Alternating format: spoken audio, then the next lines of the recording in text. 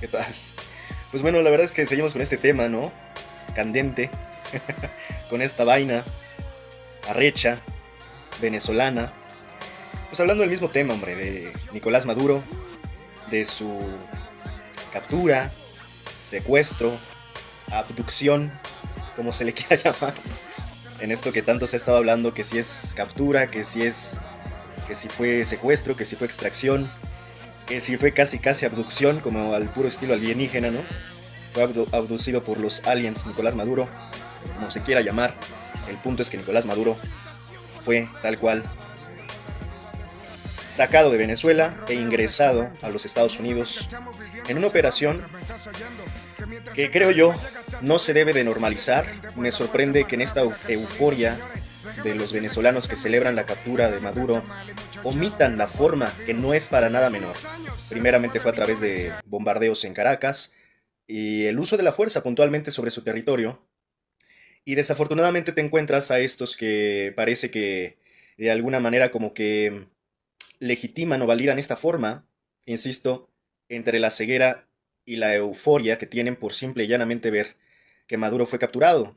Creo yo no podemos descuidar, pues que no se puede estar tolerando este tipo de maneras, que no se puede estar tolerando pues estas formas tan peligrosas, porque pues de lo contrario, en cualquier momento, y ya lo he estado explicando durante ya diversos análisis y durante mucho tiempo, al final del día, en cualquier momento, pues hoy fueron ellos, el día del mañana podríamos ser nosotros mismos, ¿no? Así que hay que tener cuidado con lo que estamos validando.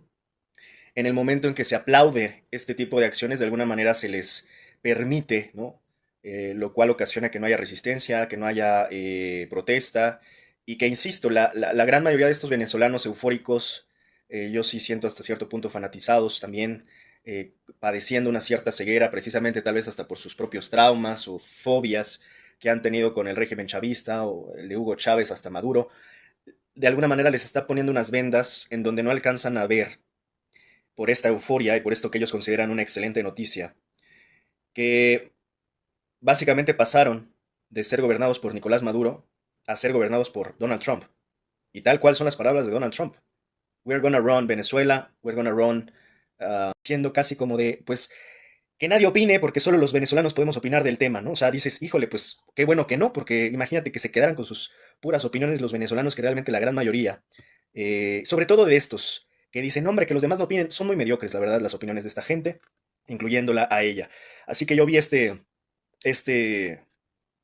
comentario que ella hizo de su país, me pareció en verdad realmente mediocre, ¿no? O sea, nada nuevo, nada revelador, para venderse como la venezolana que se supone que se la sabe de todas, todas, pues me parece que le faltaron preguntas incómodas, le faltó hacer preguntas incómodas y por ahí dar dos que tres respuestas atinadas, porque no todo se trata tampoco de puras preguntas y cero respuestas, ¿no? O sea, realmente está igual de perdida que la gran mayoría, insisto, de los venezolanos, que no tienen ni siquiera una idea de lo que pasa en Venezuela, en su propio país.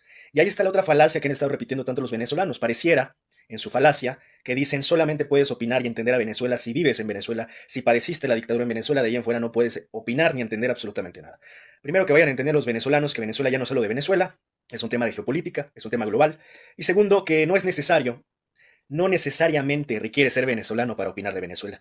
Vaya cosas que uno les tiene a veces que estar explicando a estos venezolanos. No hablo de todos los venezolanos, insisto, yo conozco muchos venezolanos muy inteligentes, como en todas partes. Hay venezolanos inteligentes, hay venezolanos no tan inteligentes, y lamento que muchos de estos que no son inteligentes, pues evidentemente son precisamente los primeros que opinan, los primeros que salen a festejar en el obelisco, los primeros que cantan victoria, pues yo diría una victoria precoz, una victoria que no es victoria, una victoria que para mi gusto es tragedia, cuando, insisto, no se dan cuenta que dejaron de ser gobernados por Nicolás Maduro para ser gobernados por Donald Trump. Y aquí la gran pregunta es si les costó tanto trabajo sacar a Maduro y ni siquiera lo hicieron ellos, no fue organización venezolana, aquí no aplicaron la del solamente el pueblo puede salvar al pueblo, porque en realidad así es. En todo caso, si iban a derrocar a Maduro, lo tuvo que haber hecho un movimiento popular organizado venezolano, no el gobierno de los Estados Unidos de América a través de una operación basada en su estrategia de seguridad nacional, que ya he explicado hasta el cansancio.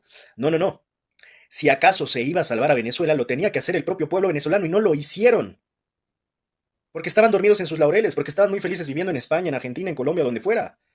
Entonces los madrugaron también a ellos porque ni ellos se enteraron de la noticia de que iban a cambiar a Maduro, porque esta es una operación metódica bélica de los Estados Unidos con sus propios objetivos, con sus propios intereses, y es algo que no están entendiendo el grueso de estos venezolanos perdidos, fanatizados, anti-Maduro. Los gringos tienen su propia agenda. Entiendan eso. Hace poco yo redactaba entre broma y broma un post en X, ¿no? Poniendo agenda de Trump para Venezuela. Paso número 1, liberar a Venezuela. Paso número 2, llevar a ICE a Venezuela. El chiste se cuenta solo. En este sentido, no es el pueblo venezolano organizado el que tira a Maduro. Es el gobierno de los Estados Unidos. Y aquí siempre me he preguntado también, porque vale la pena siempre recordar a las grandes figuras de cada lugar, de cada nación. Piénselo por un momento. Si hoy viviera Cancerbero, ¿qué opinaría de lo que está pasando en Venezuela? Y a Cancerbero se le quiere, se le estima, se le respeta. Es más que un solo rapero. Era, yo creo, este tipo de hombres necesarios, de intelectuales, que no se vendían ni siquiera como intelectual, y eso creo que son ahí. Ahí es donde están los verdaderos intelectos. Pero era un intelectual de América Latina, necesario además, que le hablaba a las juventudes, que era inteligente, que sabía que jugaba el mundo, que sabía cómo funcionaban los gobiernos del mundo, los bancos, el crimen, entendía bien lo que pasaba y la forma de funcionar el mundo. Hoy, si viviera Cancerbero, ¿qué creen los venezolanos? ¿Qué opinaría de lo que está pasando en Venezuela?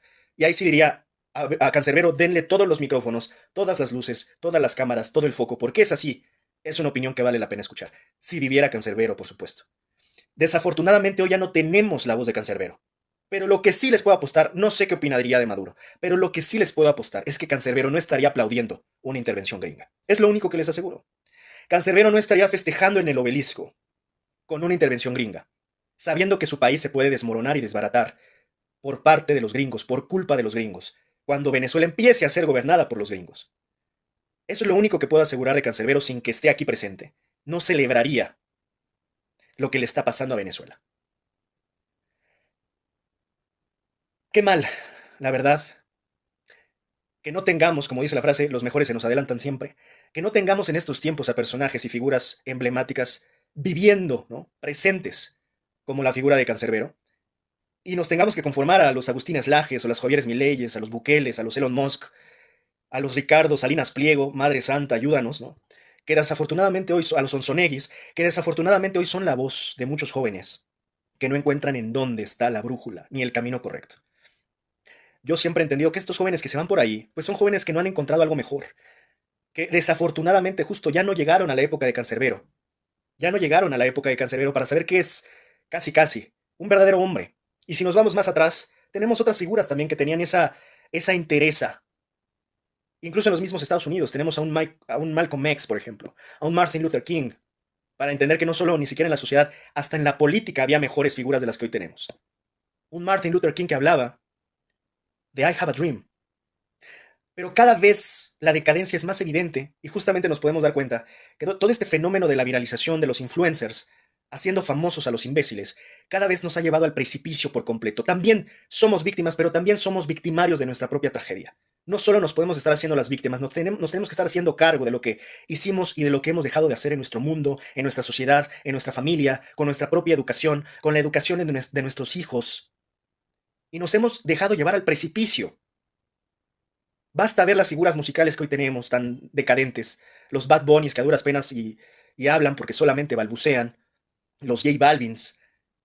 Pero también eso se termina reflejando inevitablemente en la sociedad, con toda esta cantidad y séquito de influencers que, insisto, solamente son famosos porque hoy la moda está, el trending, lo trendy está en hacer famosos a los imbéciles. Eso es lo que hoy vende.